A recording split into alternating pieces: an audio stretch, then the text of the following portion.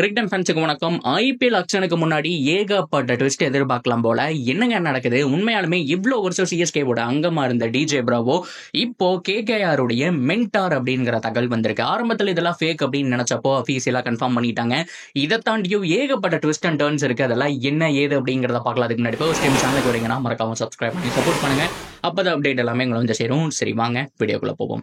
So first of all ரொம்ப முக்கியமாக நிறைய பேருக்கு அந்த ரூல்ஸ் அண்ட் ரெகுலேஷன் தெரியுமான்னு தெரியல. ஸோ இப்போதைக்கு அந்த ஆர்டிஎம் கேன்சல் பண்ணிட்டாங்க. அதுவே மிகப்பெரிய அதிர்ச்சியா இருக்கு. ஏன்னா மற்ற எல்லா டீமுமே அவங்களுடைய கோரை இழக்க போறாங்கன்னு சொல்லி ஆகணும்.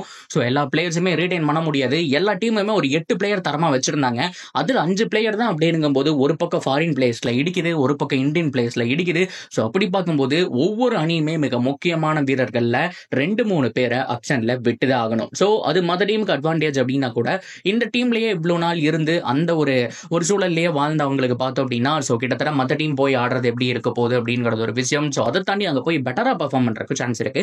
என்ன வேணாலும் நடக்கலாம். சில பேருக்கு இது பிடிச்சிருக்கு, சில பேருக்கு பிடிக்கல. ஸோ கண்டிப்பா அந்த ஒரு ஆர்டிஎம் இல்லாததுனால ஏகப்பட்ட விஷயம் எடுக்குதுன்னு சொல்லி ஆகணும். லைக் நம்ம இப்போ ஒரு ஆர்சிபியை பார்க்கலாம். ஆர்சிபியை பொறுத்த வரைக்கும் மேக்ஸ்வெல் கேமரூன் கிரீனை ரிலீஸ் பண்ணி தான் ஆகணுங்கிற சிச்சுவேஷன் வந்துட்டாங்க. ஸோ அப்படி பார்க்கும்போது ஃபேப் டு பிளஸியும் அது மட்டும் இல்லாமல் வில் ஜாக்ஸ் இந்த 2 ஃபாரின் பிளேயர் தான். இதுவே ஒரு ஆர்டிஎம் இருந்ததுன்னா எப்படி இருக்கும் தெரியுமா? இப்போ மேக்ஸ்வெல் அக்ஷனுக்கு வந்தார் அப்படின்னா எவ்வளவு கோடிக்கு போயிருந்தாலும் ஆர்டிஎம் யூஸ் பண்ணி ஆர்சிபி எடுத்துக்கலாம். அதே மாதிரி கேமரூன் கிரீன் அக்ஷன் வந்தார் அப்படின்னா எவ்வளவு கோடி போனாலும் ஆர்டிஎம் யூஸ் பண்ணி எடுத்துக்கலாம். இப்போ அந்த ஒரு ஆர்டிஎம் இல்லாதனால இந்த 2 பிளேயருமே கன்ஃபார்ம் 100% எடுப்பாங்கன்னு சொல்ல முடியாது. ஏன்னா மற்ற டீம் எல்லாம் போட்டி போட்டு எவ்வளவு அமௌண்ட்டுக்கு வேணாலும் எடுக்கிறதுக்கான சான்ஸ் இருக்கு. ஸோ இந்த மாதிரி டிஸ்அட்வான்டேஜ் மற்ற டீமுக்கு இருக்கு. ஸோ இது போக மற்ற டீம்ல இருந்து பிளேயர்ஸ் எல்லாம் வருவாங்கல்ல அப்படின்னு கேட்டா அதுவும் என்னமோ உண்மைதான். மற்ற டீம்ஸ்ல இருந்து பிளேயர்ஸ் எல்லாம் வருவாங்க. ஸோ அவங்கள தரமான பிளேயர்ஸை மற்ற டீம்ஸ் எடுக்கிறதுக்கான சான்ஸ் இருக்கு. ஆர்சிபி கூட ட்ரை பண்ணலாம். ஸோ இதுல 50% அட்வான்டேஜ் 50% டிஸ்அட்வான்டேஜ் அப்படிங்கிற மாதிரி தான் நான் பார்க்குறேன், நான் நினைக்கிறேன். ஸோ அதை பத்தின உங்களுடைய கருத்துக்கள் என்ன அப்படிங்கிறத தாராளமாக கமெண்ட்ல சொல்லுங்க. ஸோ அதை தொடர்ந்து ரொம்ப முக்கியமா நம்ம பார்க்க வேண்டிய ஒரு விஷயம் என்ன அப்படின்னா பிராவோ. ஸோ அவரு இன்டர்நேஷனல் கரியர்ல இருந்து ரிட்டையர்ட் ஆயிட்டாருங்க. ஸோ அது மட்டும் இல்லாம இன்னையோட நான் கிரிக்கெட்ல இருந்து விலகிக்கிறேன் அப்படிங்கிற மாதிரி சொல்லிட்டாரு. என்ன ஒரு ஃபென்டாஸ்டிக் கரியருங்க. உண்மையாலுமே செமையா விளாண்டுருக்காரு. ஸோ அவங்க T20 வேர்ல்ட் கப்லலாம் அவங்க டீம் சும்மா வெறித்தனமா பர்ஃபார்ம் பண்ணும். ஸோ பிராவோவும் 2-3 நல்ல இன்னிங்ஸ் ஆடி கொடுப்பாரு. அண்ட் பவுலிங்ல ஸோ அவர் மாதிரி ஸ்லோவர் பாலை எக்ஸிக்யூட் பண்ணி நான் பார்த்ததே இல்லைங்க. எவ்வளோ அழகா போடுவார் அப்படி தெரியுமா? ஸோ அந்த அளவுக்கு அந்த ஸ்பீடு முக்கியம் கிடையாது, வேரியேஷன் தான் முக்கியம் அப்படிங்கிற காமிக்கக்கூடிய பவுலர்ல நம்பர் 1 நம்பர் 2 அப்படிங்கிற மாதிரி பொசிஷன் எடுத்தீங்கன்னா கண்டிப்பா இந்த டாப் 5குள்ள இவரை நம்ம எதிர்பார்க்கலாம். ஸோ அந்த மாதிரி ஸ்லோவர் பால் வேரியேஷன் பயங்கரமா யூஸ் பண்ணுவாரு. வைடு யாக்கர் அக்யூரேட்டா போடுற ஒரு ஆளுன்னு சொல்லலாம். ஸோ 2-3 வைடு போட்டு அப்படியே நச்சுன்னு யாக்கர் போட்டு விக்கெட் எடுக்கிறதாகட்டும். ஸோ இந்த மாதிரி ஏகப்பட்ட ஸ்ட்ராட்டஜி வச்சிருக்கக்கூடிய ஒரு பவுலர் தான். ஆக்சுவலா ஒரு ஆல்ரவுண்டரா இருந்தாலும் ஆஸ் அ பவுலரா எனக்கு ரொம்ப பிடிக்கும் வர. ஸோ அது மட்டும் இல்லாம சிஎஸ்கேல ஃபென்டாஸ்டிக் கரியருங்க. ஸோ வந்தாரு. ஸோ மும்பை இந்தியன்ஸ்ல தான் அவரோட டெபியூட் நடந்துச்சு. ஸோ அதுக்கப்புறம் சிஎஸ்கே வந்தாரு.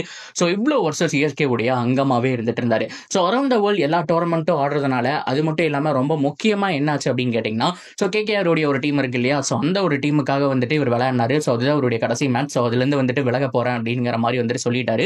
ஸோ ஒட்டுமொத்த கிரிக்கெட்ல இருந்து விளைக்கிறேன். ஸோ இது வரைக்கும் நான் இன்டர்நேஷனல் மட்டும்தான் விளையாடாம இருந்தேன்.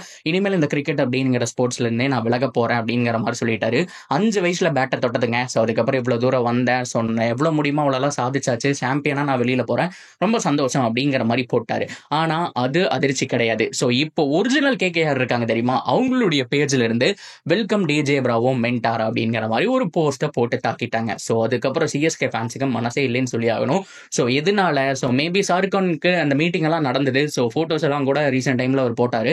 ஸோ அவர் கேட்டுக்கிட்டாரா என்ன அப்படிங்கிற மாதிரி தெரியல. ஸோ பட்ஜெட் விஷயமா அதெல்லாம் என்னன்னு தெரியல. ஆனா மென்டாரா போறாரு அப்படிங்கிற விஷயம் மட்டும் 100% உறுதியாயிடுச்சு. ஸோ அப்படி பார்க்கும்போது சிஎஸ்கே ஃபேன்ஸ் ஒரு பக்கம் வருத்தமா இருந்தாலும் நியூ பவுலிங் கோச் அப்ப யாருப்பா அப்படிங்கிற மாதிரி யோசிச்சுட்டு இருக்காங்க. ஸோ அதுல மிகப்பெரிய சர்ப்ரைஸ் இருக்கிறதுக்கான சான்ஸ் இருக்கு. ஸோ ஐபிஎல் அப்டேட்ஸ் நம்ம வரப்போகுதுன்னு சொன்னோம். அடுத்த மாசத்துல இருந்து எதிர்பார்க்கலாம் அப்படிங்கிற மாதிரி தான் வெயிட் பண்ணிட்டு இருந்தோம். ஆனா இப்ப இருந்தே வருது அப்படிங்கிறது சந்தோஷமான விஷயம். ஸோ எனிவே சிஎஸ்கேல அவருடைய பங்களிப்பு அப்படிங்கிறது சும்மா வேற லெவல்ல இருந்துச்சு. 2018 அதுல அந்த ஃபர்ஸ்ட் மேட்ச் மறக்கவே முடியாதுங்க. மும்பை இந்தியன்ஸ் கூட கம்பேக் கொடுத்த அந்த மேட்ச்ல பார்த்தோம் அப்படின்னா அவருடைய இன்னிங்ஸ் டெரிஃபிக்கா இருக்கும். ஸோ அந்த மாதிரி ஏகப்பட்ட மூமெண்ட்ஸ் அப்படிங்கிறத சொல்லிட்டே போயிட்டு இருக்கலாம். அண்ட் பொல்லார்டு கூட அந்த ஃபிளைட் சிம்பிள் பண்றதாகட்டும். ஸோ இந்த மாதிரி ஏகப்பட்ட மூமெண்ட்ஸ் வந்துட்டு கிரியேட் பண்ணியிருக்காரு. ஸோ அவர் இனிமேல் நம்ம கிரிக்கெட்ல விளையாண்டு பார்க்க முடியாதுங்கிறத வருத்தமான விஷயம். ஸோ தேங்க்யூ டிஜே பிராவோ அப்படிங்கிற மாதிரி சொல்லிக்கலாம். அது மட்டும் இல்லாம இப்ப மிகப்பெரிய கேள்வியா இருக்கிறது மறுபடியும் சொன்ன மாதிரி சிஎஸ்கே உடைய பவுலிங் கோச் யாரு? ஸோ புதுசா புதுசா யார் வர போறாங்க அப்படிங்கிற கேள்வியும் எழுந்திருக்கு. ஸோ இது போக சிஎஸ்கே தரப்புல இருந்து ஸ்டீஃபன் ஃபிளமிங்கோ கான்ட்ராக்ட் முடிய போறதா சொல்லியிருந்தாங்க. ஸோ மேபி அவர் நீடிப்பாரா, இல்ல எப்பவும் போல இன்னும் ஒரு வருஷம் விளையாண்டதுக்கு அப்புறம் அடுத்த வருஷமோ இல்ல மேபி தோனி அவர்கள் ரிட்டையர் ஆனதுக்கு அப்புறம் அவர் ஹெட் கோச்சா வரக்கான சான்ஸ் இருக்கா? ஸோ என்ன மாதிரியான மாற்றங்கள், மிகப்பெரிய பிரான்ச்சைஸான 5 டைம் சாம்பியனான இவ்வளோ தடவை ஃபைனல் வந்திருக்கேன் மோஸ்ட் ரெக்கார்டை ஹோல்ட் பண்ணியிருக்கக்கூடிய சிஎஸ்கே டீமுக்கு என்ன நடக்க போகுது அப்படிங்கிறத நம்ம பொறுத்து தான் பார்க்கணும். So that's video guys. இதை பற்றி உங்களுடைய கருத்துக்கள் என்ன அப்படிங்கிறத தாராளமாக கமெண்ட் செக்ஷனில் சொல்லாமல் தொடர்ந்து அப்படி இருக்கு சேனலோட இணைஞ்சிருங்க. மறக்காம சப்ஸ்கிரைப் பண்ணி சப்போர்ட் பண்ணுங்க.